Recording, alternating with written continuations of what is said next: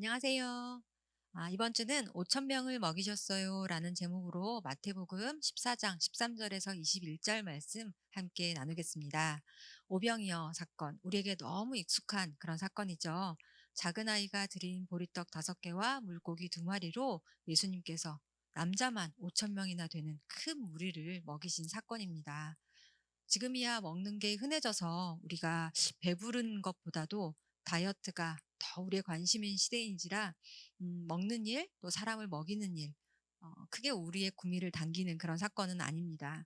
오늘을 사는 우리에게 이 사건은 어떤 의미일까요? 또 어떤 목적으로 우리에게 이 말씀을 주시는 건지 우리 한번 살펴보기로 합니다. 오늘 사건은 빈들에서 시작합니다. 예수께서 들으시고 배를 타고 떠나사 빈들에 가셨다고 했습니다. 예수님께서 뭘 들으셨을까요? 그 앞에 보면 분봉왕 헤롯이 세례 요한을 죽인 사건이 나와요. 그걸 요한의 제자들이 예수님께 말씀을 드렸고 예수님이 그걸 들으시고 이제 무리들을 떠나서 사람들을 떠나서 이렇게 빈들에 가셨다고 했습니다. 예수님은 잠시 사람들로부터 떠나고 싶으셨던 걸까요? 예수님은 배를 타고 사람들로부터 좀 떨어진 외딴 곳으로 가셨어요. 빈들은 그러니까 사람들이 사는 건물이나 밭이나 이런 것들로 채워진 곳이 아니고 사람들이 잘 가지 않는 그런 곳이었습니다. 하지만 인근에 있는 사람들이 이 소문을 듣고 금세 예수님을 따라왔어요. 그래서 많은 사람들이 여기에 모였다고 했습니다. 사람들은 왜 예수님을 따라왔을까요? 마태는 예수님이 이들을 보시고 불쌍히 여기시고 병자들을 고쳐주셨다고 했어요. 예수님, 우리 아들 좀 고쳐주세요. 예수님, 이럴 때 어떻게 해야 하나요? 이렇게 예수님께 도움을 구하며 나오는 사람들을 예수님은 물리치지 않으시고 또 그들을 피하지 않으시고 기꺼이 그들을 고쳐주시고 돌봐주셨다는 거죠. 그렇게 고쳐주시다 보니 어느새 해가 뉘어지고 저녁 때가 된 거예요. 제자들은 옆에서 배가 고팠나 봐요. 예수님께 먼저 건의를 합니다. 예수님, 여기 뭐 아무것도 먹을 게 없잖아요. 때가 되었는데 이미 날이 저물었는데 이 사람들 마을로 들어가서 저녁이라도 먹게 하시죠.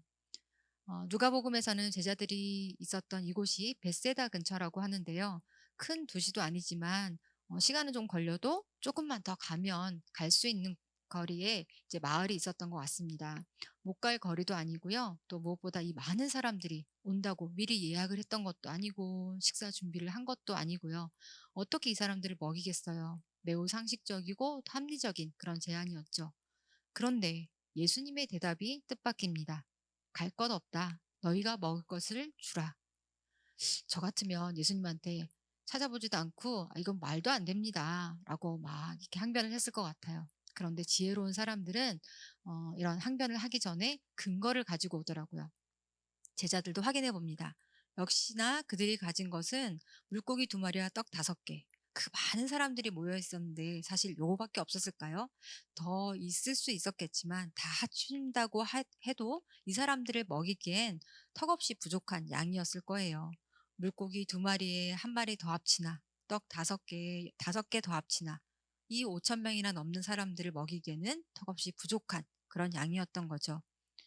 요한복음에서는 계산 빠른 빌립이 이 사람들을 다 먹이려면 200데나리온은 필요하다고 얘기를 했습니다. 1데나리온은 노동자의 1년치 임금에 해당하는데 그러면은 2데나리온이면 2년치 연봉이에요. 제자들한테 200데나리온이나 되는 돈도 없었을 뿐만이 아니라 돈이 있다고 한들 그만큼의 빵을 어디에서 한꺼번에 그렇게 살 수 있었겠어요. 설사 200데나리온의 빵을 사와도 허기만 겨우 면할 수 있는 그런 정도였겠죠. 아이가 가져온 보리떡 5개와 물고기 2마리는 이거 있다. 하나님, 예수님, 이거 있습니다. 라고 보여드리려고 한 것이 아니라 정말 없습니다라는 것을 보여드리려고 예수님께 확실히 확인시켜 드리는 용도였던 거예요. 그런데 이렇게 너무나 부족하고 또 결핍된 그들의 상태를 제자들 스스로 확인하게 하신 예수님께서는 그걸 내게 갖고 와라 라고 말씀을 하십니다. 그리고는 예수님께서 사람들을 100명씩, 50명씩, 10명씩 이제 앉히시고 예수님이 떡과 빵을 가지시고 하늘을 우러러 축사를 하시고 그리고 직접 떡을 떼어서 제자들에게 이 떡을 또 물고기를 나누어 주게 하십니다. 그리고 제자들을 통해서 사람들에게 빵과 물고기를 나누어 먹게 하시는 거죠. 그런데 여기서 되게 재밌는 거는요. 분명히 시작할 때는 아무것도 없는 빈들이라고 했었잖아요. 그런데 사람들이 식사를 하도록 이렇게 앉으실 때는 잔디 위에 앉으셨다고 얘기를 합니다. 빈들과 풀밭, 푸른 잔디 느낌이 확 다르지 않나요? 게다가 우리가 배불리 먹고도 남은 조각을 담았는데 12바구니가 차도록 거두었다고 했습니다.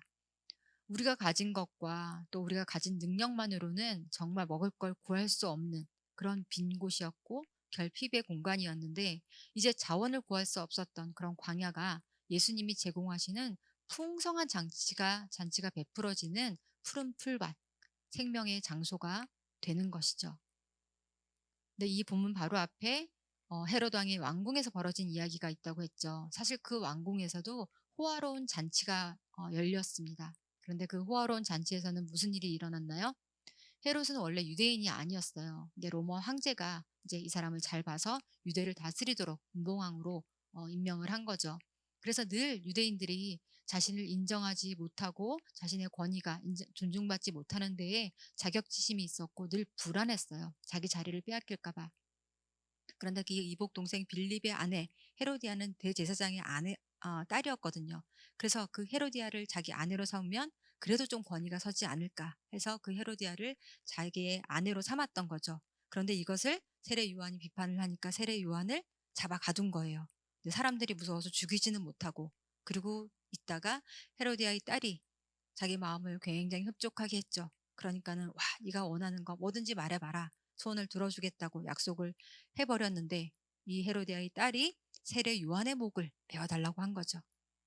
자기가 나라의 반이라도 주겠다고 이미 맹세를 한 터라 세례 요한의 목을 베어서 이 헤로디아와 그 딸에게 준 거죠.